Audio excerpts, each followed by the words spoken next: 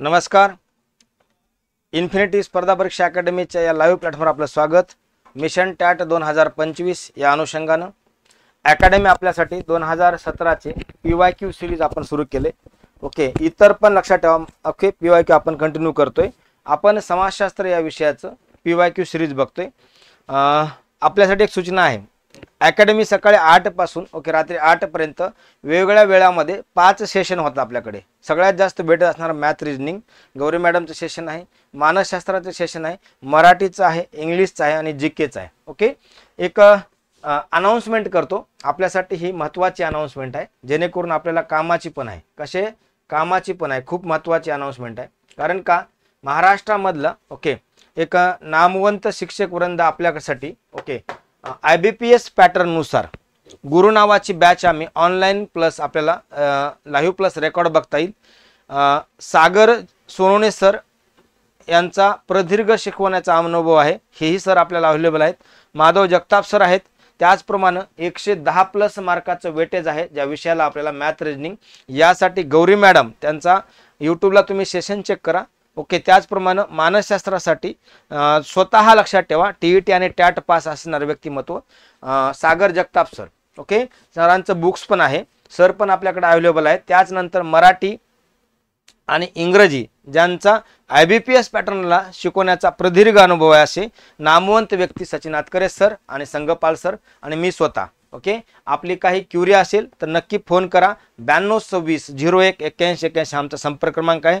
बॅचचं वैशिष्ट्य म्हणजे ही पूर्णतः बॅच IBPS पॅटर्ननुसार एक्सपर्ट फॅकल्टीच्या अंडर शिकवली जाईल. दुसरं, तुम्हाला लाईव्ह लेक्चर बघता येतील, किती पण वेळा ही बॅच पाहता येईल. नोट्स, MCQ, सराव प्रश्न, काही डाऊट सेशन आणि गायडन्स सेशन असेल. आमचा पत्ता आहे इन्फिनिटी अकॅडमी, पहिला मजला, मानकरवाडा, पत्र्यामारुत चौक, पुणे. ठीक आहे. आजच्या या सिरीज मधला पहिला क्वेश्चन आहे, सगळ्यांनी लक्ष द्या. अणुभट्टी या टिंब तत्वावर कार्य करतात. सध्या 2024-25च्या बजेटमध्ये लक्षात ठेवा, काही दिवसापूर्वीच आपल्याकडे स्मॉल स्केल रिएक्टर, ज्याला आपण म्हणूया स्मॉल रिएक्टर संबंधीची संकल्पना आलाय, म्हणजे अणुभट्ट्या. आपला विज्ञान या विषयावरचा आधारित हा पाठ्यपुस्तकावरचा प्रश्न आहे. परंतु मी करंटचा का जोड देतोय तर 2024-25 लक्षात ठेवा, 25च्या बजेटमध्ये म्हणजे ह्या बजेटमध्ये नवीन संकल्पना आलाय स्मॉल, लक्षात ठेवा, अणुभट्ट्या संबंधीचं. तर आपल्याला इंटरलिंकेज करून प्रश्न येऊ शकतो. या प्रश्नाचं उत्तर काय येईल की अणुभट्टी, की ज्याला आपण म्हणूया ॲटॉमिक रिॲक्टर, कशाच्या ह्याच्यावर कार्य करतं तर द्विखंडनीय, एकीकरण, थर्मल हिटिंग, वरील तिन्हीचे एकत्रित प्रभाव. हे वरील तिन्हीचे एकत्रित प्रभाव उत्तर नाही. एकतर द्विखंडनीय, एकीकरण येईल किंवा थर्मल हिटिंग. अणुभट्ट्या तुम्हाला मी आता प्रत्येक क्वेश्चनचं थोडं शक्य असेल तेवढं व्हेरीफाय करून देतो, कारण हे अत्यंत गरजेचं आहे. व्हेरीफाय करणं खूप गरजेचं आहे. तर आपल्यासमोर जो प्रश्न आहे लक्षात ठेवा, अणुभट्ट्या ज्याला म्हणून ॲटॉमिक रिॲक्टर.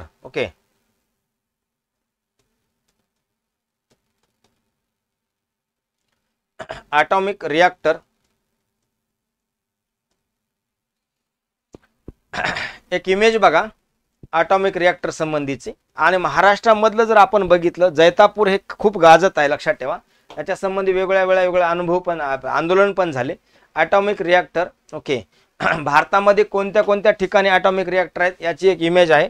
आणि जे मी आता नाव घेतलं होतं, Tarapur atomic power station Kaiga आहे, लक्षात ठेवा. कर्नाटकामध्ये. तामिळनाडूमध्ये कुंडलकोलम आहे. मद्रास पॉवर स्टेशन आहे. काक्रपारा आहे गुजरातमध्ये. त्यानंतर राजस्थानमध्ये आहे पॉवर स्टेशन. नरोरा आहे UP मध्ये. हे भारतामधले टोटल जे ऑपरेशनल न्यूक्लिअर पॉवर प्लांट आहेत त्याच्या संबंधीचं आहे. तर एकंदरीत जर आपण बघितलं हे पॉवर प्लांट कोणत्या तत्वावर कार्य करतात हे आपल्याला परीक्षेला विचारू शकतात. कोणत्या तत्वावर, तर ते लक्षात ठेवा.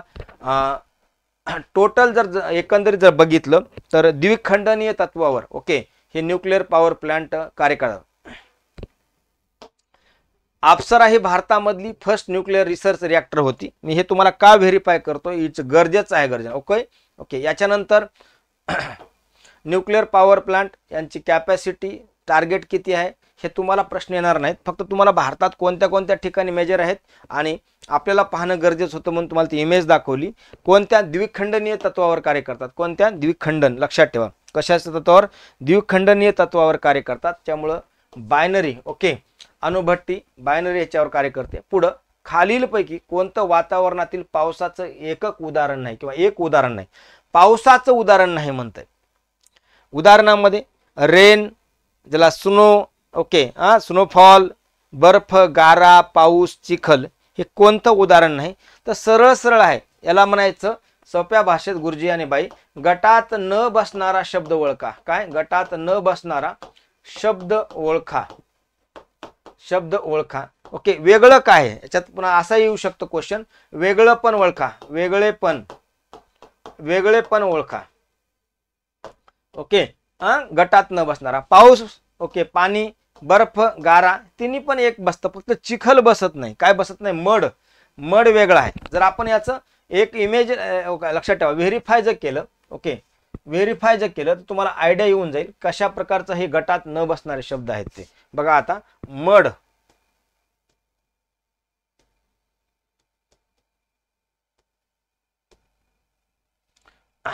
आता बघा हे चिखल आहे. चिखल आहे, दिसला का तुम्हाला चिखल? आता चिखल, ओके, हा चिखल आहे, असा चिखल आहे.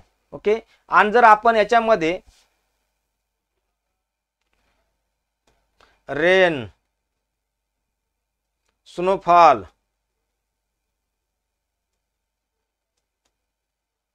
ओके, हे जर बघितलं, आता बघा लक्षात ठेवा, इथं जर बघितलं आपण, ओके, हे सगळं कसं आहे? गटात बसणार. पाऊस पडतोय, बर्फ पडतोय, त्याचप्रमाणे गारा पडतायत, हे सगळं लक्षात ठेवा इमेज आहेत, हे गटात बसते. त्याच्यामुळं मी तुम्हाला व्हेरीफाय करून सांगितलं. याच्यानंतर पुढं, टिंबटिंब यामुळे विकार होतात आणि त्यांना विकार देणारे अभिकर्ते म्हणतात. कशामुळे विकार होतात? ओके, ऑप्शन आहेत. पांढऱ्या पेशीमुळे, ज्याला व्हाईट ब्लड WC म्हणतात, अँटीजीन प्रतिजनमुळे होतात, प्रतिद्रव्यामुळे होतात, का रोगाणूमुळे होतात? तर उत्तर आहे आपलं, लक्षात ठेवा, टिंबटिंबमुळे विकार होतात, पांढऱ्या पेशीमुळे नाहीत. लक्षात ठेवा, विकार होत नाहीत. प्रतिजनमुळे होत नाहीत, प्रतिद्रव्यामुळे होत नाही. तर कशामुळे होतात? रोगाणूमुळे. लक्षात ठेवा, रोगाणूमुळे विकार होतात आणि विकार देणारा अभिकर्ता म्हणतात. काय म्हणतात? विकार देणारा अभिकर्ता म्हणतात.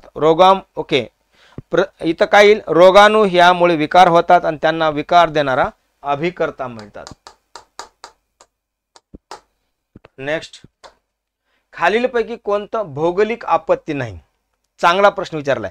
ज्याला म्हणायचं भौगोलिक आपत्ती, ज्वालामुखी, भूकंप, समुद्र लाटा आणि सुनामी, यापैकी कोणती भौगोलिक आपत्ती नाही? ज्याला म्हणू आपत्ती नाही, नॅशनल नाही, नॅचरल डिझास्टर. ज्वालामुखी, भूकंप, समुद्राच्या लाटा आणि सुनामी. मित्रांनो, वोल्कॅनो इरप्शन होतं, ही लक्षात ठेवा, भौगोलिक आपत्ती आहे. भूकंप होतो, ही भौगोलिक आपत्ती आहे. सुनामी होते, ही भौगोलिक आपत्ती आहे. मग काय नाही? तर समुद्राच्या लाटा नाहीत. लक्षात ठेवा, ज्याला ओशनिक वेव्ज म्हणतो आपण. ओशनिक वेव्ज ही भौगोलिक आपत्ती नाही. Okay, geographical disaster. काय? Geographical, okay, disaster.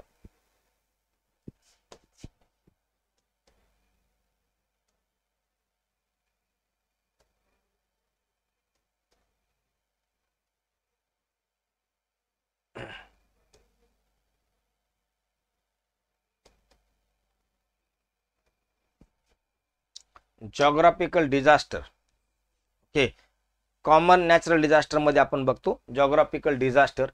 काय नाही, लक्षात ठेवा. ओके, इमेज बघा, सुनामी दिले, अर्थक्वेक दिले, फ्लड दिले, थंडरस्टॉर्म दिले, फक्त इथं समुद्राच्या लाटा. ओके, ही काय? जॉग्राफिकल भौगोलिक आपत्ती नाही. त्याच्यामुळे ही इमेज बघा. ओके, इमेज बघा, आपल्या समोर इमेज आहे, इमेज बघा. ओके, या इमेजवर लिहिलंय पण, सुनामी, अर्थक्वेक म्हणजे भूकंप, सुनामी. ओके, फ्लड म्हणजे पूर, थंडरस्टॉर्म. ओके, याशिवाय ज्वालामुखी, अर्थक्वेक. या अर्थक्वेकचं बेस्ट इमेज लक्षात ठेवा, इथं इमेज आहे, आपल्याला पाहायची असेल तर अर्थक्वेक. चला, हे अर्थक्वेक, भूकंप. नेक्स्ट, भारतामध्ये मुघल सत्ता स्थापन करणारा शासक कोणता? चांगला प्रश्न विचारलाय. मुघल सत्ता स्थापन करणारा शासक जहांगीर, शेरशाह सुरी, अकबर आणि बाबर. लक्षात ठेवा, इथं एक प्रश्न तयार होतो. प्रश्न असा येऊ शकतो, खालीलपैकी, बघा लक्षात ठेवा, खालीलपैकी कोणता शासक हा मुघल नाही? हा मुघल नाही. दुसरा प्रश्न येतो, काय प्रश्न येतो बघा, दुसरा प्रश्न, गटात न बसणारा शब्द ओळखा. न बसणारे व्यक्ती ओळखा. व्यक्ती ओळखा. व्यक्ती ओळखा. कारण गटात न बसणारे हे सगळे शासकापैकी एकच शासक आहे, तो लक्षात ठेवा. गटात न बसणारा म्हणजे शेरशाह सुरी नाही. या प्रश्नाचं उत्तर, याचं उत्तर हे, कारण का हे सगळे मुघल आहेत बाकीचे आणि हे आहे तो अफगाण आहे, त्याच्यामुळं हा प्रश्नाचं उत्तर हे. किंवा खालीलपैकी शासक हा मुघल नाही तर शेरशाह सुरी नाही. दोन प्रश्न तयार झाले. आपला जो मूळ प्रश्न आहे याचं उत्तर काय, तर संस्थापक विचारल्यामुळं बाबर उत्तर येतं. काय येतं? बाबर हा मुघल सत्तेचा संस्थापक आहे. मित्रांनो 1526 ला बाबर सत्तेवर आला होता. 1530 पर्यंत होता. बाबराचा इतिहास 3 प्रश्न येऊ शकतात बाबरावर. हा मुघल सल्तनतचा फाउंडर आहे. याने 1526 ला पहिलं पानिपतचं युद्ध लढलं गेलं. कोणतं? पहिलं पानिपतचं युद्ध. ओके, याच्यामुळं काय झालं? ओके, दिल्ली सल्तनतची समाप्ती झाली पानिपतच्या पहिल्या युद्धामुळे. पानिपतचे पहिले युद्ध हे नोट करा. दिल्ली सल्तनतची समाप्ती झाली आणि मुघल सत्तेची स्थापना झाली. म्हणून मुघलाचा फाउंडर आहे मुघल सत्ता. काय समाप्त केलं तर लक्षात ठेवा, दिल्ली सल्तनत समाप्त केली. दिल्ली सल्तनत ही प्रश्न येऊ शकते, कोणी समाप्त केली? बाबराने.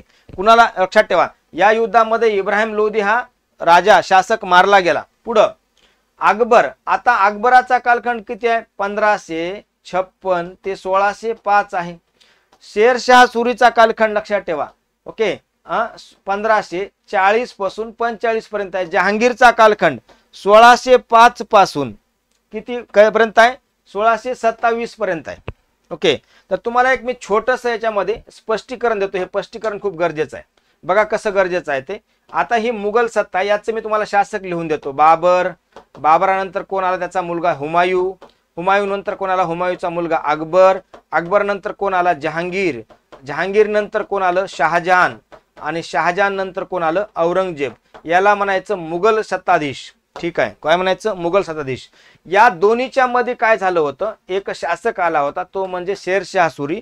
हे होते मुघल आणि हे जे व्हाईट पेन लिहिले ते होता शेरशाह सुरी. म्हणून इथं शेरशाह सुरीचा मी तुम्हाला प्रश्न तयार करून दाखवला होता. ठीक आहे, आलं का लक्षामध्ये? म्हणजे कशा प्रकारचे प्रश्न बनतात ते. नेक्स्ट पुढचा प्रश्न, मेरुदंडामध्ये किती हाडे असतात? लक्षात ठेवा, मेरुदंडामध्ये किती हाडे असतात? 28, 30, 33 आणि 26. ओके, बोन संबंधीचा प्रश्न आहे मेरुदंडामध्ये. नोट करा.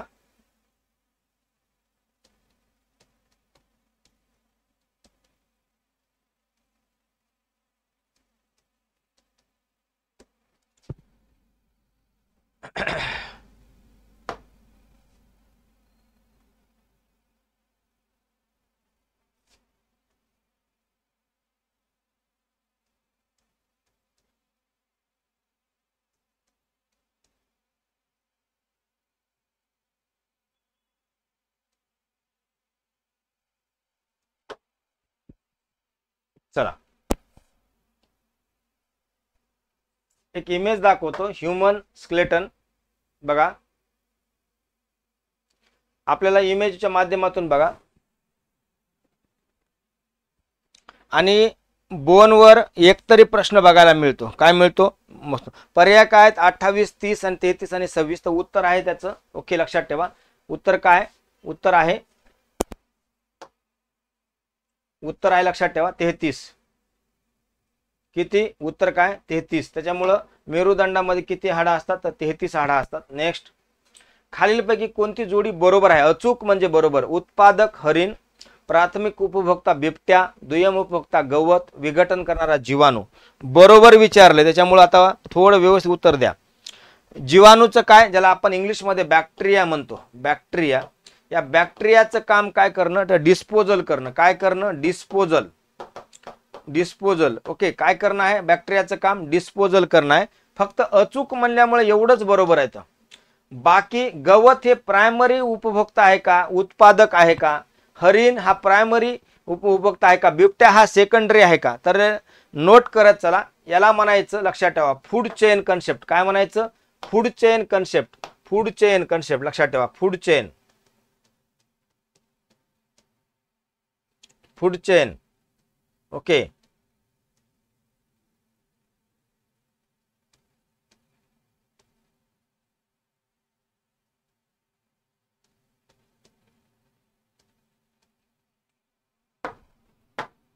फूड चेन संकल्पना. तुम्हाला इमेज दाखवतो, तुम्हाला अंदाज येईल एका इमेजवरून. ओके, मित्रांनो इथं गवत दिले, ओके, गवत दिले, नोट करा. फूड चेन मध्ये गवत, गवत कोण खाल्ले त्याच्यानंतर ओके या इमेजवरून तुम्हाला कळेल. ग्रास ईट प्लांट, ओके, त्याच्यानंतर the Moscow eat the grass, okay, कशाला कोण खातं आणि हे महत्वाचं आहे लक्षात ठेवा. ओके, फूड चेन संकल्पना.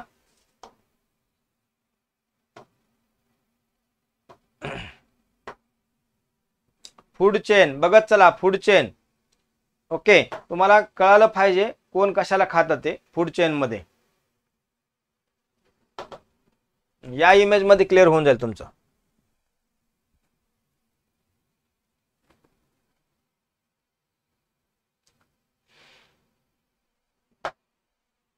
चला, primary consumer, secondary consumer, tertiary consumer, quaternary consumer. Okay, कोण कशाला खातं विचारते आपल्या समोर. प्रथम उत्पादक कोणता आहे तर गवत उत्पादक आहे.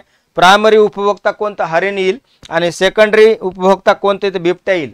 इमेज आपल्या समोर आहे, चेक करत चला. ओके, इमेज आपल्या समोर आहे.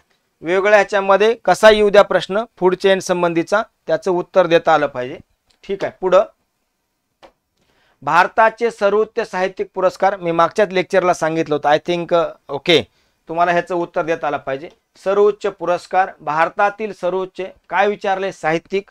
प्रश्न बदलू शकतो, संगीत संबंधी येऊ शकतं, नाटका संबंधी येऊ शकतो. ओके, लक्षात ठेवा, खेळा संबंधी येऊ शकतं. तर सर्वोच्च पुरस्कार भारतातला आणि जगातला, ओके, ऑस्कर येऊ शकतो, ग्रॅमी पुरस्कार येऊ शकतो. फक्त तुम्हाला कळालं पाहिजे ग्रॅमी हे संगीतासंबंधीचा, पुलत्झर हे पत्रकारितेसंबंधीचा, ऑस्कर हा सिनेमा अभिनयासंबंधीचा.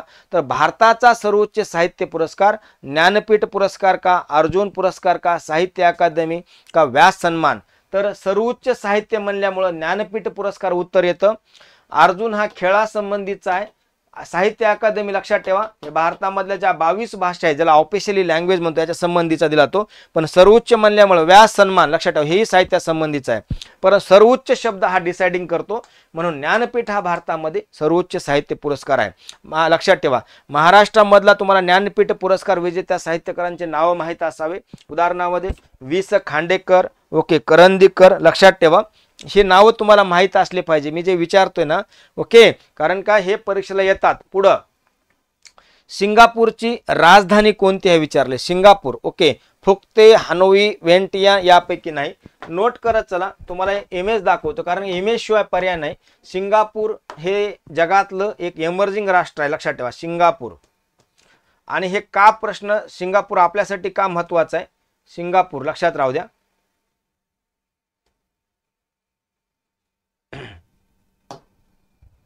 सिंगापूर नोट करत चला, सिंगापूर आपल्यासाठी अत्यंत महत्वाचं आहे कारण इथले सध्या वर्तमानामध्ये संबंधित जे राष्ट्र हेड आहेत ते भारतीय वंशाचे आहेत. ओके, त्यामुळे हा सिंगापूरचं उत्तर आलं पाहिजे. चला, सिंगापूर एक आयलंड कंट्री आहे, साऊथ ईस्ट. महत्वाचं म्हणजे साऊथ ईस्ट म्हणजे असं म्हणूया की भारताच्या, ओके, लुक ईस्ट पॉलिसीचा संबंधी व्यक्ती आहे ते, म्हणजे राष्ट्र आहे. आपल्यासमोर इमेज आहे, चेक करत चला. सिंगापूर एक छोटासा देश आहे, छोटासा देश सिंगापूर. त्याच्या संबंधीचं एकंदरीत आपल्याला परीक्षेला, ओके, कशाही प्रकारचा प्रश्न येऊ द्या. सिंगापूरचं हे आत्ताधुनिक डेव्हलपमेंट बघा, कशा प्रकारे हे राष्ट्र डेव्हलप झाले. ओके, परदेशी व्यक्तींचं जाण्याचं इथं प्रमाण खूप जास्त आहे सिंगापूरला. सिंगापूर महत्वाचं. ओके, तर आता आपल्या प्रश्नाकडे मिळूया. सिंगापूर, ओके, इथं तुम्हाला प्रश्नाचं उल्लेख आपल्याला त्याचा मिळेल. हे राष्ट्र कोणत्या खंडामध्ये मध्ये आशिया खंडामध्ये येतं. त्याचा जर एरिया बघितला एकदम छोटा एरिया आहे. ओके, सिंगापूर संबंधीचा एकदम छोटा एरिया आहे सिंगापूरचा, एकदम छोटा. ओके, या कॅपिटल रिपब्लिक सिंगापूर लक्षात ठेवा, इज सिंगापूरच आहे. Okay, the country officially language कोणत्या, तामिळ आहे, मल्याळम आहे, मंडरियन आहे. आणि आता सध्या सिंगापूरचा आपल्यासाठी जो महत्त्वाचा आहे, सिंगापूर सिटी ही त्याची राजधानी आहे. आणि okay, Singapore city is the capital of Singapore आणि सिंगापुरी डॉलर. आपल्यासाठी आता एक प्रश्न फक्त सांगतो, सिंगापूरचे ओके पीएम लॉरन ओंगा लक्षात ठेवा. ओके, 2024 पासून हे सिंगापूरचे पीएम आहेत. याच्यानंतर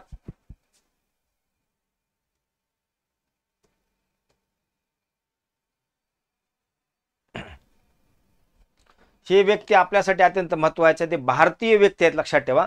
ओके, हे भारतीय वंशाचे व्यक्ती आहेत. सिंगापूरचे प्रेसिडेंट थर्मन, ओके, शाहमुगरेथम हे सिंगापूरचे सध्या प्रेसिडेंट आहेत. मी ज्या 2 इमेज दाखविल्या, पंतप्रधान आणि हे प्रेसिडेंट, त्याच्यामुळं तुम्हाला करणं गरजेचं आहे. ओके, हे व्यक्ती Singapore is Indian top foreign investor, बघा आपल्यासाठी ही महत्वाची इमेज आहे. ओके, चला बघा हे नेक्स्ट. यापैकी नाही तर उत्तर काय येईल? Singapore city. सिंगापूर सिटी ही त्याची कॅपिटल आहे. ओके, चला पुढे. यापैकी कोण नायलॉनचा शोधाशी संबंध आहे? नायलॉनचा शोध कोणी लावला? ऑप्शन आपल्या समोर आहेत. Nylon, Louis Pasteur, John caveat, जे नॉक्सफोर्नियस, डॉक्टर वॉलेस एच कॅर्थस. नायलॉनचा जनक किंवा शोध कोणी लावला? लुई पाश्चर आपल्याला माहित आहे, सगळ्यांना माहित आहे लुई पाश्चर विषयीचं, कारण का ओके हे वारंवार वेगळ्या एक्झामला आलेला प्रश्न आहे. लुई पाश्चर हे उत्तर नाहीच. ओके, लुई पाश्चर याचं उत्तरच येऊ शकत नाही, तर येईल वॉलेस एच कॅथरस. ओके, नायलॉन आपण व्हेरीफाय पण करू या प्रश्नाला, कारण गरजेचं पण आहे व्हेरीफाय करणं. एक शोध तुम्हाला अनेक क्युरी देऊ शकतो, हे क्युरियोसिटी देऊ शकतो की कशा प्रकारचं प्रश्न येऊ शकतात.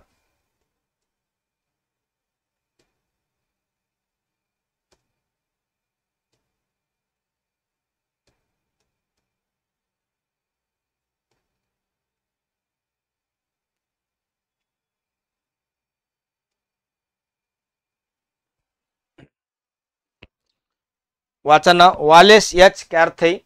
ओके, वॉलेस ह्यूम कॅर्थई यांनी काय केलं होतं लक्षात ठेवा. हे इन्व्हेंटर आहेत. ओके, इन्व्हेंटर आहेत ज्यांनी नायलॉनचा शोध लावला होता.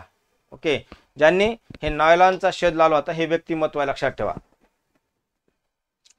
ओके, यांनी शोध लावला होता वॉलेस एच कॅर्थोर. ओके, कॅर्थर्स म्हणा, यांनी नायलॉनचा शोध लावला होता. ठीक आहे.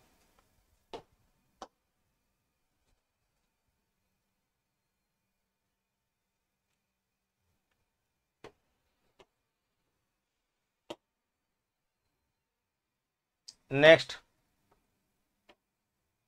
पेट्रोलियम एक मिश्रण आहे. पेट्रोलमध्ये काय काय असतं? Carbohydrates, carbonates, hydrocarbons, carbides. Petroleum एक मिश्रण आहे. डॉट. ओके, लक्षात ठेवा. Petroleum is a mixture. Yes, no doubt, petroleum is a mixture.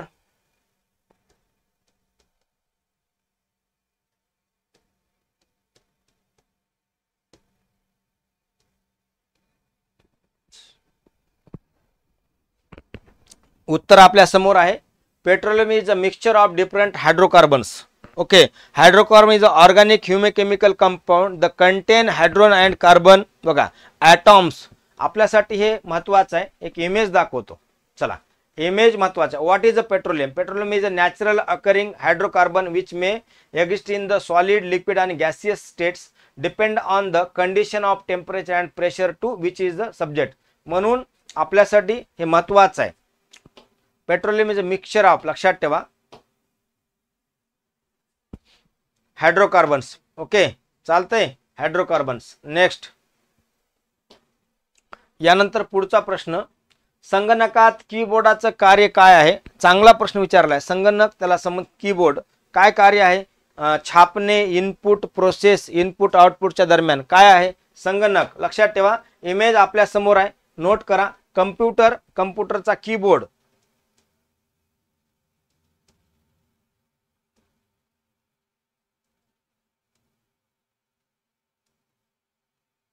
Okay, चला आपल्या समोर इमेज आहे, नोट करा. कम्प्युटरचा कीबोर्ड. या कीबोर्डचं काय काम आहे? तर या कीबोर्डचं काम आहे, लक्षात ठेवा, इनपुट. काय काम आहे? इनपुट. नोट करा.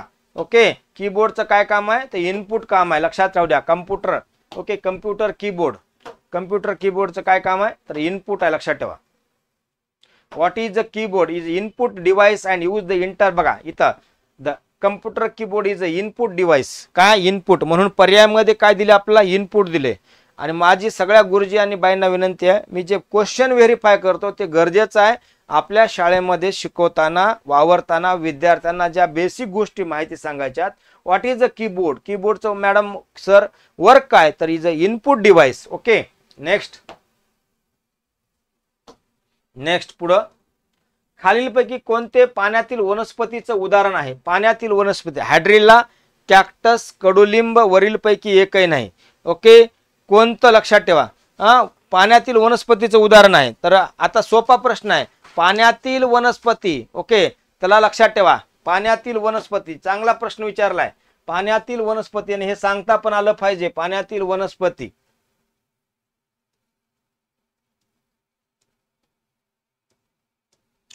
चला, हायड्रिला पाण्यातील वनस्पती नोट करत चला. पाण्यातील वनस्पती, पाण्यातील वनस्पती नोट करत चला. हायड्रिला काय म्हणतात? हायड्रिला बघत चला. हे तुम्हाला इमेज दिसली का? हायड्रिला. ओके, पाण्यातील वनस्पती.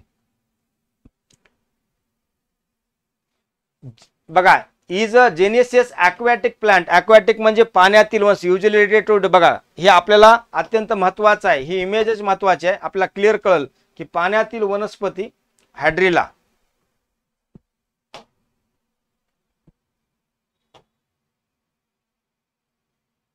नेक्स्ट, पुढचा, जगामधले सर्वात मोठा महासागर कोणता? चांगला प्रश्न विचारलाय. ओके, अटलांटिक महासागर, प्रशांत महासागर, हिंदी महासागर, आर्कटिक महासागर. तर याच्यामध्ये आपल्याला सर्वात मोठा विचारलाय. सोपा प्रश्न विचारलाय, कारण का याचं उत्तर आपल्याला देताच आलं पाहिजे. सर्वात मोठा प्रशांत महासागर. ओके, बिगेस्ट ओशियन किंवा बिगेस्ट लक्षात ठेवा. Okay,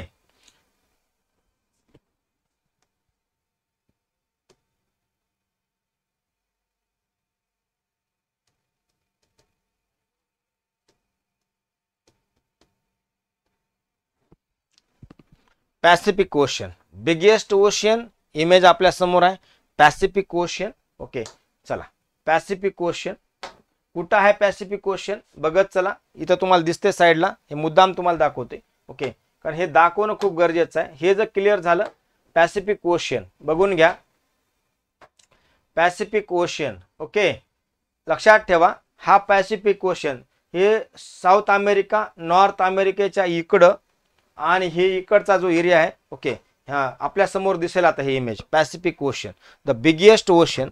okay, world largest ocean cover about 1/3. लक्षात ठेवा, थर्ड ऑफ द अर्थ म्हणजे बिगेस्ट ओशियन. म्हणून हे व्हेरीफाय पण करणं गरजेचं आहे. का व्हेरीफाय पण करणं गरजेचं आहे? प्रशांत महासागर. ओके, याच्यावर क्ल्यू काय मिळतो की प्रशांत महासागरासंबंधीचे देश, याच्या संबंधीचा आपल्याला मार्ग, याच्यावर प्रश्न तयार करता येतो, आणि हे डिपेंड करतं आपल्याला. ओके, याच्या संबंधीचे देश. ओके, पुढं उच्च न्यायालयामध्ये नोट करा, उच्च न्यायालयामध्ये मुख्य न्यायमूर्ती व इतर न्यायाधीशांना कोण नियुक्त करतं? चांगला प्रश्न, नागरिकशास्त्र राज्यशास्त्रासंबंधीचा प्रश्न आलाय. हायकोर्टामध्ये मुख्य न्यायमूर्ती व इतर न्यायाधीश नियुक्ती कोण करतं? राज्याचा राज्यपाल, राज्याचे मुख्यमंत्री, राष्ट्रपती आणि सर्वोच्च न्यायालयाचा मुख्य न्यायमूर्ती. लक्षात ठेवा, राज्याचा राज्यपाल करत नाही, राज्याचे मुख्यमंत्री पण करत नाहीत, सर्वोच्च न्यायालयाचे मुख्य न्यायमूर्ती पण करत नाहीत. रिकमेंड करू शकतात, पण अपॉइंटमेंट बाय प्रेसिडेंट. काय अपॉइंटमेंट? हायकोर्टाच्या चीफ जस्टिसची आणि अदर न्यायाधीशाची किंवा इतर न्यायाधीशाची नियुक्ती ही राष्ट्रपती करत असतो. लक्षात ठेवा, घटना संबंधीचं हे घटनात्मक बॉडी आहे, ज्याला आपण घटनेतील कलम 214 मध्ये हायकोर्टासंबंधीचा उल्लेख आहे. तुम्हाला मी याचं व्हेरिफिकेशन देतो. लक्षात ठेवा, हे गरजेचं आहे. Okay, article. ओके, लक्षात ठेवा, घटनेतलं संविधानामधलं आर्टिकल. ओके, हे आपल्याला अत्यंत महत्वाचं आहे. Article 214 shall be court of each state, म्हणजे प्रत्येक राज्याला एक हायकोर्ट असेल किंवा एक किंवा अनेक राज्याला हायकोर्ट असेल. Article high court for state. लक्षात ठेवा. ओके, आणि याच्या संबंधीच आता इथं प्रोव्हिजन दिले. ओके, कोणत्या कलमानुसार कसं अपॉइंटमेंट होतं ते त्याच्या संबंधीचं. तुम्हाला एवढं परीक्षेला येणार नाही, फक्त तुम्हाला मी हे का दाखवतो की आपल्याला हे व्हेरीफाय करणं गरजेचं आहे, कारण का नागरिकशास्त्रामधला हा प्रश्न आहे. आणि घटनेतील लक्षात ठेवा 214 ते 231 मध्ये या हायकोर्टासंबंधीचे ओके प्रोव्हिजन आहेत. मग इथं प्रश्न येतो सर्वात लेटेस्ट हायकोर्ट कोणतं, तर त्याचं उत्तर द्या. हे उत्तर देणं गरजेचं आहे. आंध्र प्रदेशमध्ये निर्माण व्हायला लागले 25वे, मग 22, 23, 24 कोणते हेही सांगता आलं पाहिजे. कॉमन असणारे हायकोर्ट कोणते, उदाहरणार्थ महाराष्ट्र आणि गोव्यासाठी, दादरा नगर हवेलीसाठी बॉम्बे हायकोर्ट म्हणजे मुंबई उच्च न्यायालय आहे, तर गुवाहाटी हायकोर्ट आहे, लक्षात ठेवा. ओके, नॉर्थ ईस्टच्या राज्यासाठी. तर हे आपल्याला सांगता आलं पाहिजे, कारण हे सांगणं म्हणजे हे कळणं गरजेचं आहे. चंदीगड हे हरियाणा आणि पंजाबसाठी जॉईंट आहे. ओके, हे सांगता आलं पाहिजे. नेक्स्ट, कम्प्युटर म्हणजे काय, सोपा प्रश्न विचारलाय. कम्प्युटर म्हणजे काय? कम्प्युटर शिकण्यासाठी वरदान, शिकवण्यासाठी शाप, शिकवण्यामधील क्रांती, शिकवणी नष्ट करणे, हे तर नाही बघा.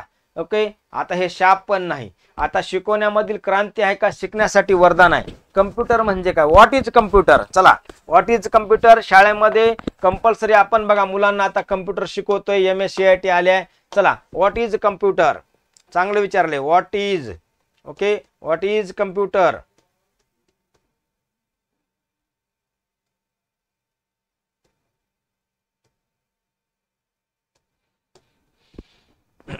What is computer? Computer is an electronic machine that process raw material, give information. म्हणजे काय? कम्प्युटर काय आहे? शिकण्यासाठीचं. कम्प्युटर काय आहे? शिकवण्यासाठीचं किंवा शिकविण्यासाठीचं वरदान आहे. काय? कम्प्युटर हे शिकवण्यासाठीचं वरदान आहे, लक्षात ठेवा.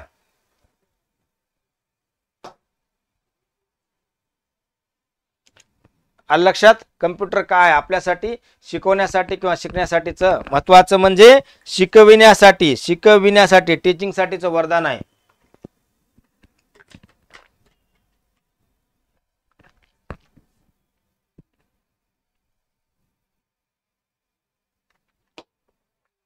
चला नेक्स्ट, मानवी शरीरात खालीलपैकी कोणता सर्वात कठीण पदार्थ आहे? हा प्रश्न रिपीट झालाय, फक्त शिफ्ट वेगळी होती, कारण का हे लय वेळा प्रश्न आलाय. ओके, हे प्रश्न तुम्ही करूनच जावा. सगळ्यात कठीण विचारले, कठीण.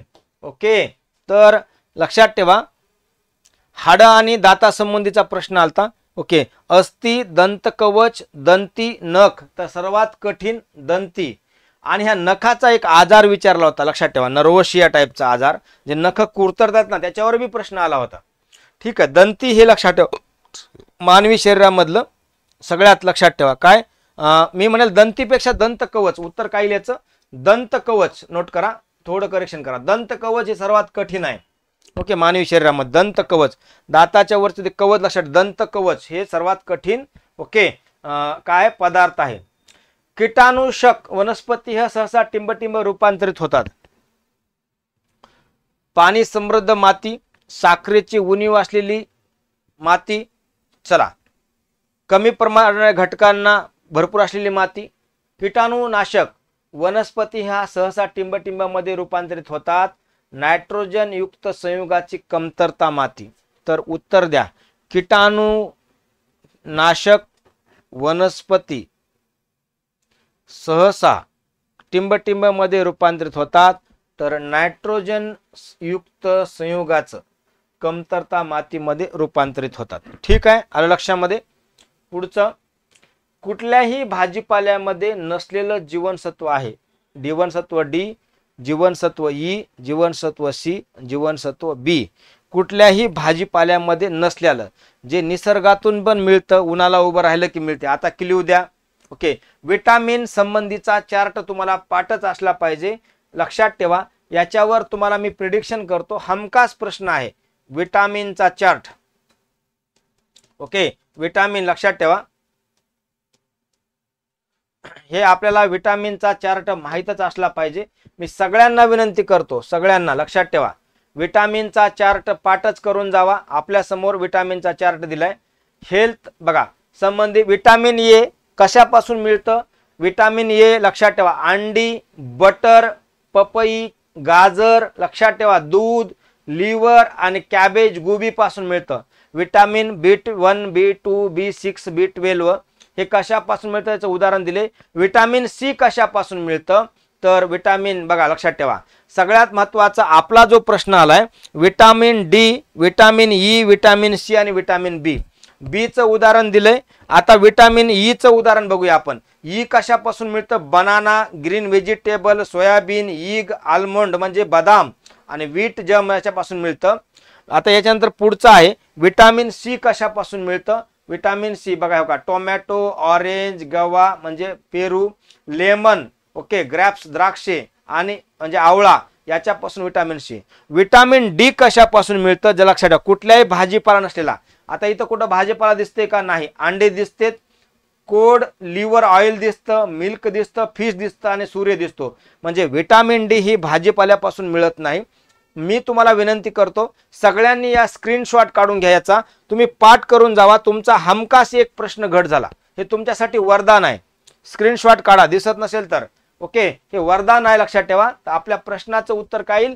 विटामिन डी येईल उत्तर. काय येईल? विटामिन डी उत्तर येईल, लक्षात ठेवा. Vitamin D. ओके, चला विटामिन डी.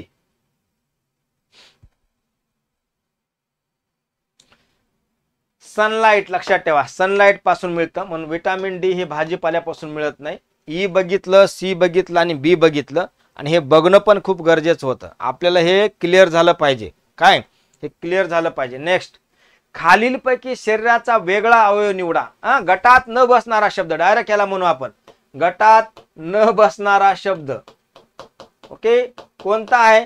मूत्रपिंड, यकृत, मोठे आतडे, बघा स्लेव्हरी ग्लँड किंवा ज्याला बघा काय म्हणतो आपण, लाळ उत्पादक ग्रंथी.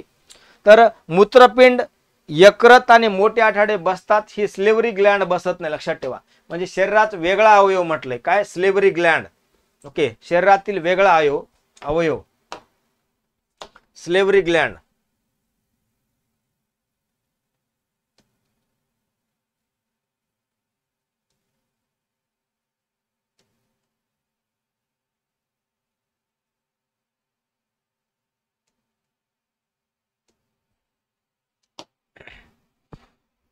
बघा स्लेव्हरी ग्लँड कुठं कुठं असते, इमेज आपल्या समोर आहे.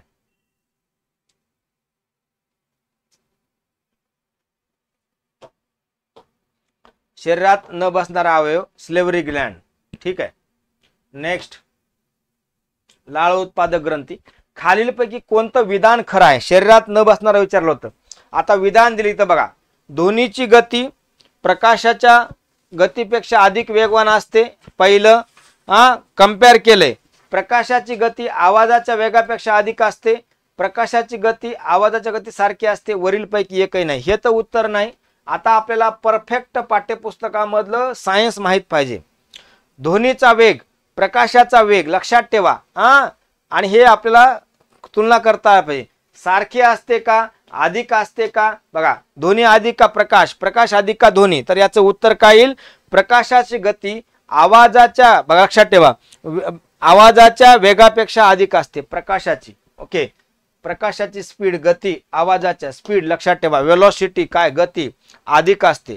प्रकाशाची गती आवाजाच्या गतीपेक्षा अधिक असते. याच्यानंतर पुढचं, कोपरा किंवा गुडघ्याच्या सांध्यामुळे टिंबटिंब हाडे हलतात किंवा सांध्यामुळे हाडे हलतात. सर्व दिशेला, चारी दिशेला, एका दिशेत, दोन दिशेत. सर्व दिशेला का, चार दिशेला का, एका दिशेत, दोन दिशेत. कोपरा किंवा गुडघ्याच्या सांध्यामुळे हाडे हलतात. तर मित्रांनो, सर्व दिशेला हाडले तर मानवाचं कसं चालणं किंवा प्राण्याचं शक्य आहे का?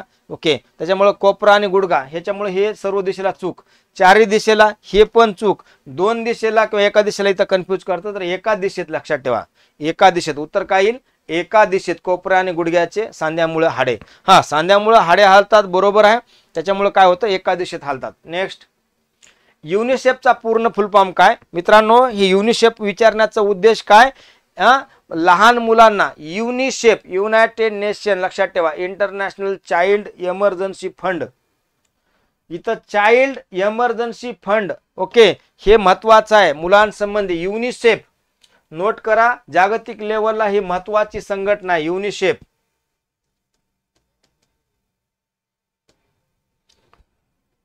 ओके, युनिसेफ लक्षात ठेवा. युनिसेफ संबंधीचं आपल्याला बेसिक माहिती असणं गरजेचं आहे. युनिसेफ मुलांसंबंधीचं ही आंतरराष्ट्रीय संघटना आहे. हा सिम्बॉल चेक करा, त्याचं ऑफिशियली लोगो आहे. युनिसेफचा हा ऑफिशियली लोगो आहे. आपल्याला याची आयडिया येऊन जाईल या लोगोवरून. लहान मुलांसाठी कार्य करणारी आपण युनिसेफचं ओके एकंदरीत बेसिक जर माहिती बघितली आपण युनिसेफची तर आपल्याला आयडिया येईल युनिसेफ कशा प्रकारे कार्य करते. एक डिटेलमध्ये बघूया. युनिसेफ लक्षात ठेवा 11 डिसेंबर 1946 ला फाउंड झालं होतं. ओके याचं सध्याचं हेडक्वार्टर आहे अमेरिकेमधल्या न्यूयॉर्क सिटीमध्ये. सगळ्यांना नोट करत चला, हे लय महत्वाचं आहे. ओके याच्यामध्ये जर आपण बघितलं काय होतं United Nation International Children's Emergency Fund हा त्याचा फुल फॉर्म आहे. United Nation International Children Emergency Fund आणि शॉर्ट फॉर्म आहे म्हणजे शॉर्ट म्हणजे दुसरं नाव युनायटेड नेशन चिल्ड्रन्स फंड पण म्हणतात. दोन्ही नावं म्हणतात म्हणून हे सांगितलं मी. हे पण पाठ करा आणि हे पण पाठ करा. आपल्या पर्यायामध्ये हे दिले. ठीक आहे. काम काय लक्षात ठेवा. हे का स्थापन झालं तर सगळ्यात महत्त्वाचं ओके याचं म्हणजे मुलांना मदत करणं जागतिक लेवलला. असं कुठलं असं स्टेट लेवलला काम करत नाही. ओके एका देशापुरतं काम करत नाही तर जागतिक लेवलला काम करतं. ओके आपल्यासाठी हे महत्त्वाचं आहे कारण का युनिसेफचं भारतामध्ये खूप महत्त्वाचं योगदान आहे. काय ओके खूप महत्त्वाचं योगदान आहे. युनायटेड नेशन किंवा नेशन चिल्ड्रन्स फंड ओरिजिनली त्याचं पूर्ण नाव काय होतं international Children Emergency fund. Okay 11 December 1946 ला स्थापन झाली होती. मुलांना इमर्जन्सी सिच्युएशन उदाहरणामध्ये सध्या जगामध्ये गाझा वार चालू आहे, युक्रेन वार चालू आहे, अशा परिस्थितीमध्ये फूड आणि हेल्थ संबंधीचं मुलांना आणि त्यांच्या आई संबंधी लक्षात ठेवा मदत करतं. म्हणजे इमर्जन्सी मदत करतं फूड आणि हेल्थ संबंधीचं. ओके चला तर या प्रश्नाचं उत्तर काय येईल तर युनायटेड नेशन चिल्ड्रन्स फंड किंवा United Nation Children's Fund UNICEF. Okay याचा दुसरा फुल फॉर्म काय युनायटेड नेशन चिल्ड्रन्स फंड किंवा United Nation International Children Emergency Fund. ठीक आहे. न्यूयॉर्क सिटीमध्ये याचं हेडक्वार्टर आहे. 11 डिसेंबर 1946 ला फूड आणि हेल्थ संबंधीचं मुलं आणि मातांना इमर्जन्सी युद्धाच्या टायमाला इतर वेळा मदत करणे हा उद्देश आहे. ठीक आहे. पुढचं बघूया. सत्यार्थ प्रकाश हेचे लेखक कोण अत्यंत महत्वाचं. हे इतिहासासंबंधीचा प्रश्न आहे.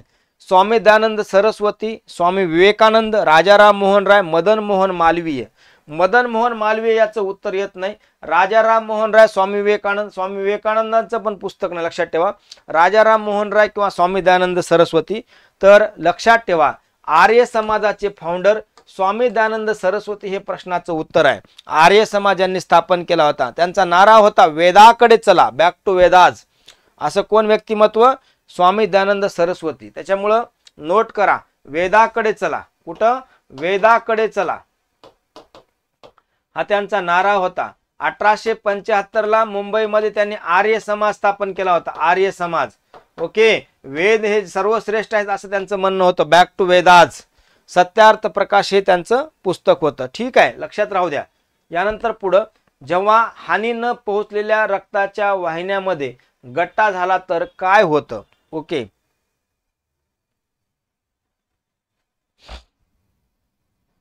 ऑप्शन आपला मृत्यू होईपर्यंत रक्तस्राव होईल, त्वचेच्या पृष्ठभागावर खपली तयार होईल, प्लेटलेट्स कापलेल्या भागाच्या कडेला चिकटून एकमेकांना जोडल्या जाऊन कापला भाग बंद होईल, गट्ट्याच्या बाहेर असलेल्या उत्कासोबत रक्त वाहून जाऊ शकतं. काय होऊ शकतं विचारले. ओके काय होऊ शकतं.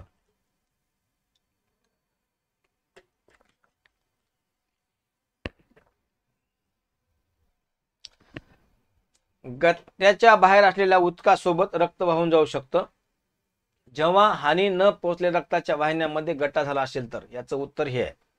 ठीक आहे.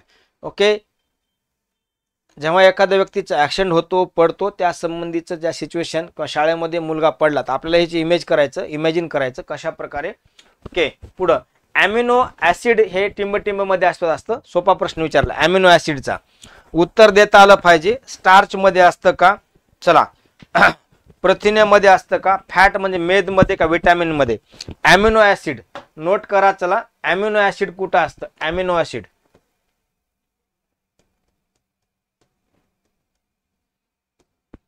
अॅमिनो ऍसिड कुठं असतं. चला about amino acid are organic compound that contain both amine and salic acid function group although over बघा amino acid is the exist in nature by far most important are the okay आपल्या समोर विचारतं की is incorporate in to protein म्हणजे कुठं असतं प्रोटीनमध्ये असतं अमिनो ॲसिड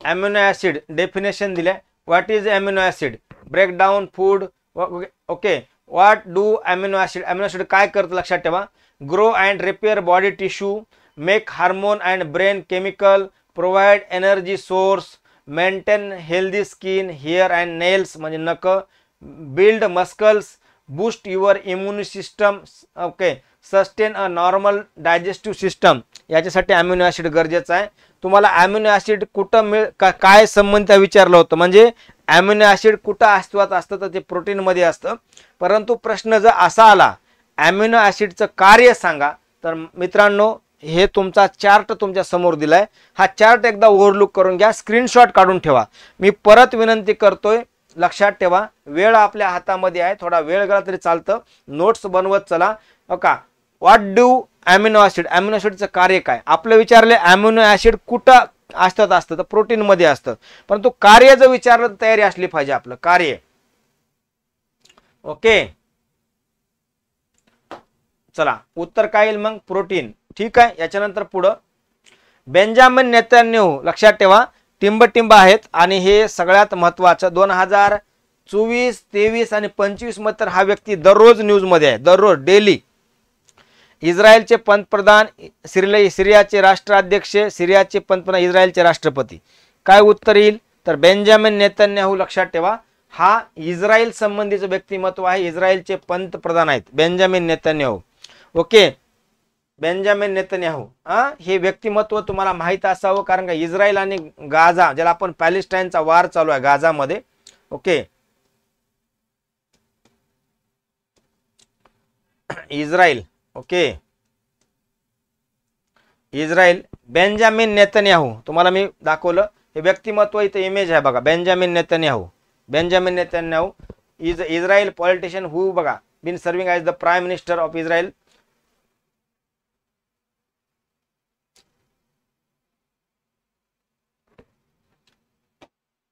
नेक्स्ट इथं सिरियाचे राष्ट्राध्यक्ष विचारला असतं तर बसराला असं उत्तर आलं असतं ठीक आहे त्याच्यामुळं बेंजामिन नेतन्याहू तर आपल्याला ह्या न्यूज मधल्या देशांचे पंतप्रधान राष्ट्राध्यक्ष करणं गरजेचं आहे कारण असाच प्रश्न शिंजो आबे यांच्यावर पण आला होता शिंजो आबे जपानचे पंतप्रधान ठीक आहे पुढं टिंब हे सॉफ्टवेअर सर्फ करणारे बघा परवानगी देतं टिंब काय परवानगी देतं ओके सर्च इंजन त्यानंतर पुढं इंटरनेट सेवेचा प्रदाता मल्टीमीडिया अनुप्रयोग ज्याला आपण उपयोग ॲप्लिकेशन ब्राउझर हे टिंब हे सॉफ्टवेअरचं जे इंटरनेट सर्फ करण्यासाठी परवानगी देतं ओके तर ब्राउझर परवानगी देतं काय ब्राउझर नोट करा ब्राउझर ओके ब्राउझर परवानगी देतं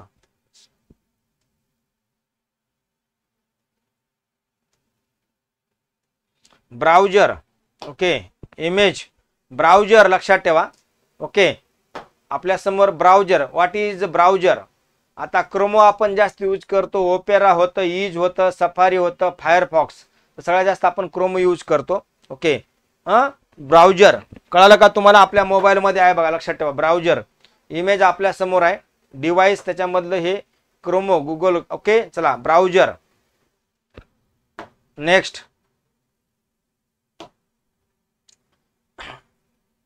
पुढं कॅस्पियन सी यांचे इन्सलँड सी सोबत नाते आहे तसं महासागराचं कशासोबत नातं आहे कॅस्पियन सीचं ओके महासागराचं कशासोबत नातं आहे प्रशांत हिंद अटलांटिक आर्कटिक आपण हिंदी महासागर अटलांटिक महासागर आर्कटिक महासागर प्रशांत महासागर जसं कॅस्पियन सी च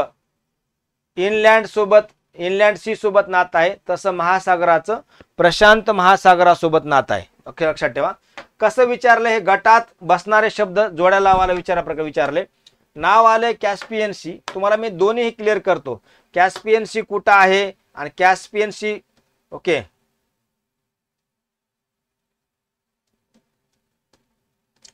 कॅस्पियन सी नोट करा आता इमेज आपल्या समोर आहे, सगळ्यांनी बघा.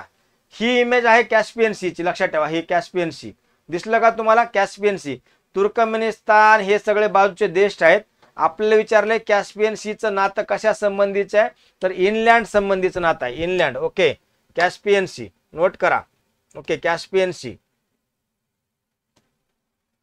चला, कॅस्पियन सी. ओके, ही कॅस्पियन सीची इमेज आहे आपल्या समोर. संबंधित बाजूला सगळे इनलँड आहे, म्हणजे लँड आहे. कझाकिस्तान आहे, तुर्कमेनिस्तान आहे, एकूण अझरबैजान आहे. ओके, रशियाचा काही पार्ट येतो. आणि आपल्याला त्याचं नातं विचारले कॅस्पियन सीचं. ओके, ही इमेज बघा कसं दिसतं बघा हे कॅस्पियन सी.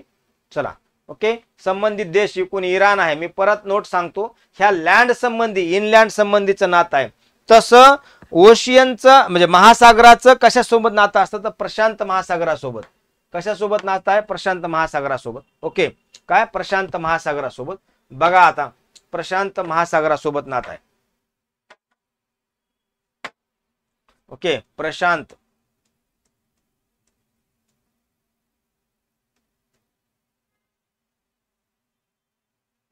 Pacific ocean. चला, पॅसिफिक ओशन ही इमेज बघा. ही इमेज गरजेची आहे. ओके, आपल्या समोर हे पॅसिफिकचे इमेज आहे. ओके,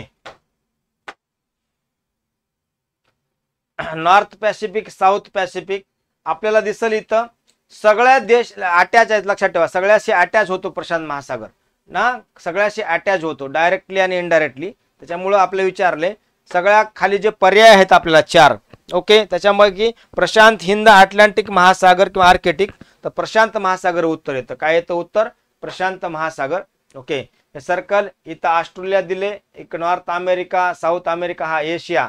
हे एशिया मधले अटॅच आपल्याला दिसतं, इंटरलिंकेज.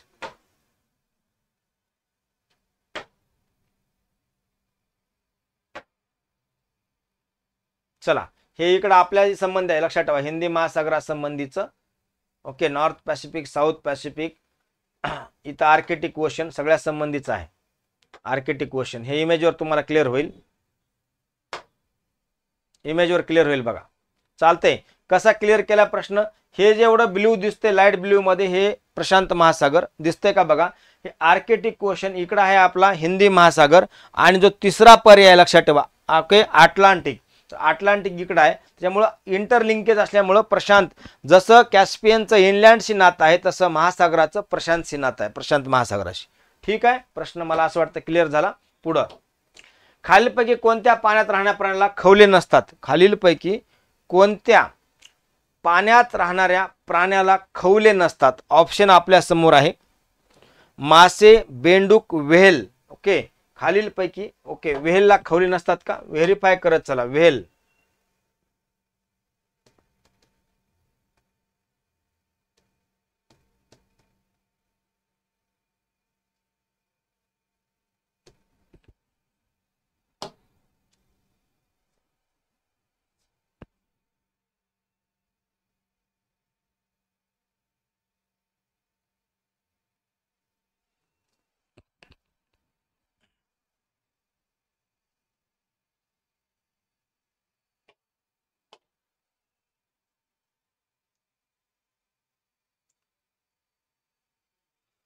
चला,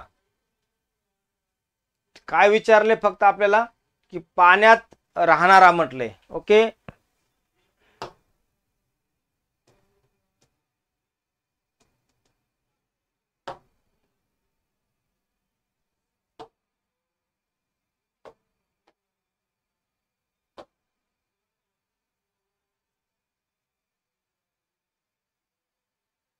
नेक्स्ट. ओके, व्हेल लक्षात ठेवा, मासा, याला खवले नसतात. नेक्स्ट, रक्तातील कोणता घटक गोलाकार आणि रंगहीत आहे? रक्तातील कोणता घटक गोलाकार आणि रंगहीत आहे? इमेज आपल्या समोर आहे. प्लाझ्मा. ओके, घेतो इमेज. चला, ओके, कोणता घटक गोलाकार आणि रंगहीत आहे? रंगहीन, असं रंगहीत पेक्षा रंगहीन आहे. प्लाझ्मा, प्लेटलेट, आरबीसी आणि डब्ल्यूबीसी. याला म्हणायचं व्हाईट ब्लड सेल आणि याला म्हणायचं आरबीसी. तर उत्तर काय येतं? तुमच्या समोर इमेज, लक्षात ठेवा.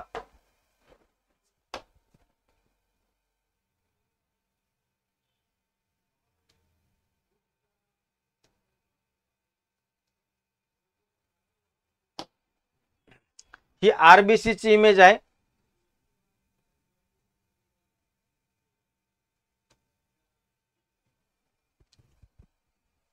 चला, व्हाईट ब्लड सेल. ओके, रक्तातील कोणता घटक गोलाकार व रंगहीन आहे? आपल्या समोर आहे बघा, व्हाईट ब्लड सेल गोलाकार दिसतोय का? दिसतोय. आता याला जर आपण बघितलं तर रंगहीन आहे. कसा आहे? रंगहीन, लक्षात ठेवा. ओके, आता हे वेगवेगळ्या प्रकारचे प्रकार आहेत, different type of white blood cell. आपल्याला तेवढं जायचं नाही, मोनोसायटिस याच्यामुळे एवढं डिटेलमध्ये जायचं नाही. फक्त आपल्याला बेसिक माहित पाहिजे व्हाईट ब्लड सेल संबंधीचं. ओके, व्हाईट ब्लड सेल संबंधीच आपल्याला बेसिक माहित पाहिजे, म्हणून तुम्हाला मी तेवढं. Okay, white blood sale.